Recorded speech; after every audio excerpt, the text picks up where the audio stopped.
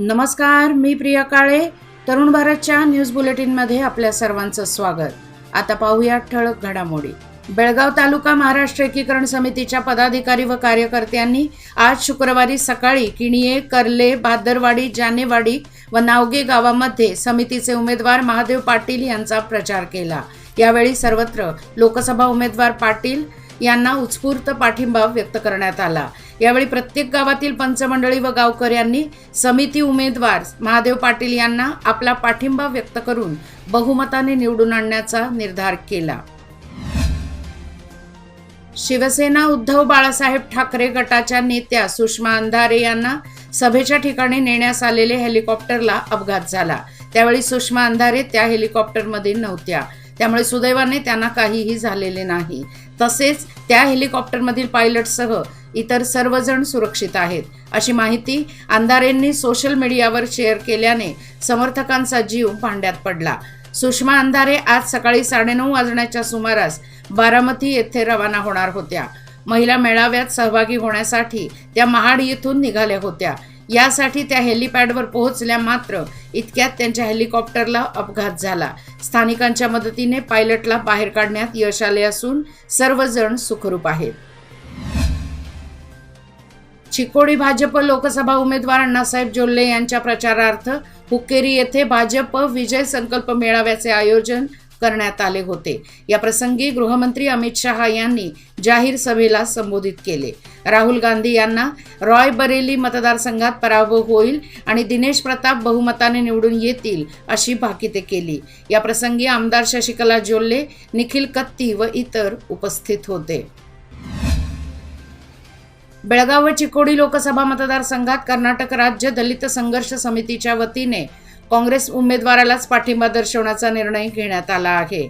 आज बेळगाव शहरामध्ये बोलवण्यात आलेल्या पत्रकार परिषदेत कर्नाटक राज्य दलित संघर्ष समितीचे जिल्हा संघटना संचालक बसवराज तळवार यांनी सांगितले की भारतीय संविधानाला विरोध करणाऱ्या पक्षाला दलित संघटनेचा पाठिंबा मिळणार नसून त्यांना यंदा धडा शिकवण्यात येईल. यावेळी प्रकाश मर्डी, लक्ष्मण गुंडप्नावर, दुर्गप्पा मेल्लिनमनी, रवींद्र सन्नकी व इतर सदस्य उपस्थित होते.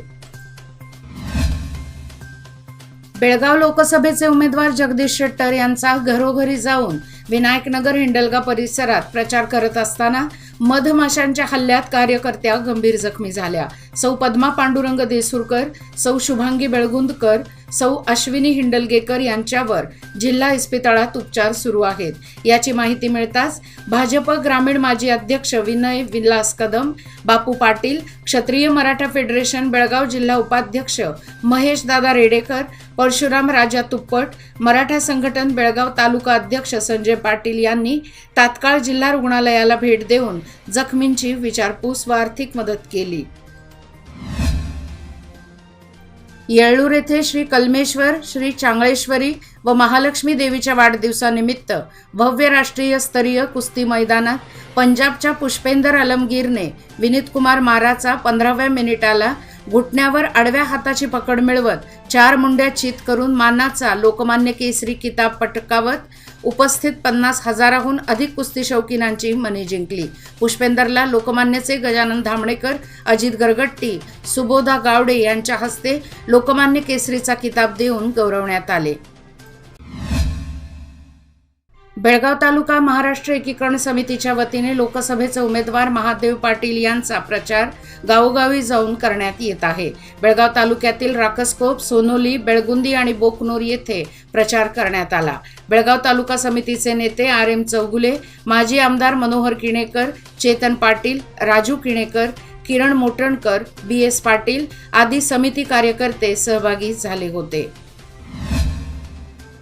बेळगाव शहरातील भरतेश वाणिज्य महाविद्यालयात लोकसभा काँग्रेस उमेदवार मृणाल हेब्बाळकर यांच्यासाठी मंत्री लक्ष्मी हेब्बाळकर यांनी मतयाचना केली.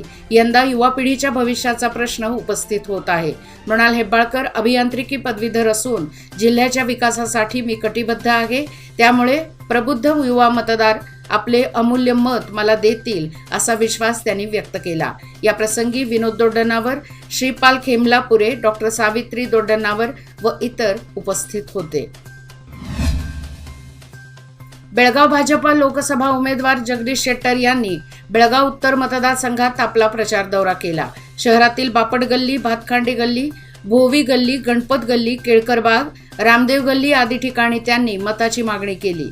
पुन्हा एकदा नरेंद्र मोदींना पंतप्रधान बनवण्यासाठी पाठिंबा देण्याचे आवाहन केले. या प्रसंगी भाजप राज्य उपाध्यक्ष व माजी आमदार अनिल बेनके, मुरुगेंद्र गौडा पाटील व इतर सहभागी झाले होते.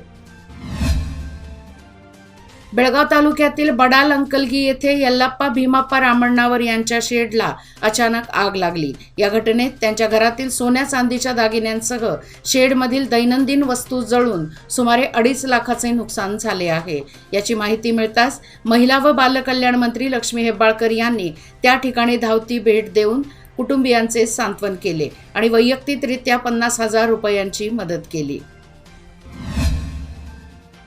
छत्रपती शिवाजी महाराजांचे चरित्र प्रसंगांच्या माध्यमातून सादर करत बेळगावमध्ये भव्य दिव्य अशी शिवजयंती चित्ररथ मिरवणूक काढली जाते. यावर्षी शनिवार दिनांक 11 मे रोजी चित्ररथ मिरवणूक होणार असल्याने केवळ 8 दिवसांचा कालावधी शिल्लक राहिला आहे. त्यामुळे शिवचरित्रातील प्रसंग सादर करण्यासोबतच ढोल ताशा, लेझीम, ध्वजपथक, मर्दानी खेळ सादर करणाऱ्या तरुणाईकडून जोरदार तयारी केली जात आहे. अखिल भारत वीरशैव लिंगायत महासभा जिल्हा शाखा बेळगाव आणि श्री जगज्योती बसवेश्वर जयंती उत्सव केंद्र समिती यांच्या वतीने श्री जगज्योती बसवेश्वर जयंती निमित्त रविवार दिनांक 5 रोजी भव्य बाईक रॅली आयोजित करण्यात आली आहे. शिवबसवनगर येथील लिंगायत भवन पासून या बाईक रॅलीला प्रारंभ होणार आहे. कारंजी मठाचे श्री गुरुसिद्ध महास्वामीजी यांच्या हस्ते बाईक रॅलीला सुरुवात होणार आहे, अशी माहिती अध्यक्षा रत्नप्रभा बेल्लत यांनी पत्रकार परिषदेत दिली. राज्यातील काँग्रेस सरकारने विधानसभा निवडणुकीत दिलेल्या आपल्या 5ही गॅरंटी योजनांची पूर्तता केली आहे. सत्तेवर येताच अवघ्या 8 महिन्यात दिलेली सर्व आश्वासने पूर्ण केलेल्या काँग्रेस पक्षालाच आपला पाठिंबा द्यावा, असे आमदार राजू कागे म्हणाले. आज अथणी तालुक्यात उमेदवार प्रियंका जारकीहोळी यांच्या प्रचारार्थ आयोजित सभेत ते बोलत होते. वळीव पावसाने नाले सफाईचा प्रश्न ऐरणीवर आला आहे. शहरातील नाले, गटारी व ड्रेनेजची वेळेत सफाई होत नसल्याने पाणी निचऱ्याचा प्रश्न निर्माण होऊ लागला आहे. विशेषतः गटारीत कचरा साचून दुर्गंधीची समस्या निर्माण होऊ लागली आहे. दरवर्षी पावसाळ्यापूर्वी गटारी, नाले व ड्रेनेजची स्वच्छता करावी अशी मागणी शहरवासियातून होत असते. मात्र महानगरपालिकेकडून याची दखल घेतली जात नाही. त्यामुळे उन्हाळ्यातील वळीव पावसातच नाले, गटारी व ड्रेनेजच्या स्वच्छतेचा प्रश्न समोर येत आहे. 4 मे रोजी चिकोडी शहरातील RD हायस्कूलच्या प्रांगणात दुपारी 4:30 वाजता काँग्रेस पक्षाचे प्रजाध्वनी कार्यक्रम होणार आहे. या कार्यक्रमासाठी मुख्यमंत्री सिद्धरामय्या, उपमुख्यमंत्री DK शिवकुमार, सार्वजनिक बांधकाम व बेळगाव जिल्हा पालकमंत्री सतीश जारकीहोळी, महिला व बालकल्याण मंत्री लक्ष्मी हेब्बाळकर आदी उपस्थित राहणार आहेत.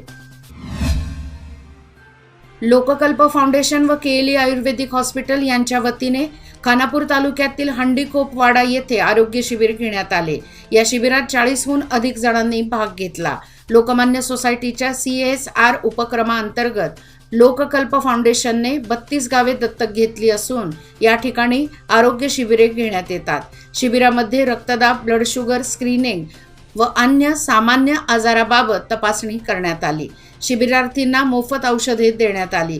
शिबिरासाठी आयुर्वेदिक हॉस्पिटलचे डॉक्टर अजय, डॉक्टर मेघना, डॉक्टर सुदर्शन, डॉक्टर बालाजी तसेच लोककल्प फाउंडेशनचे कर्मचारी प्रीतेश पोटेकर, स्वयंसेविका सुहासिनी पेडणेकर उपस्थित होते.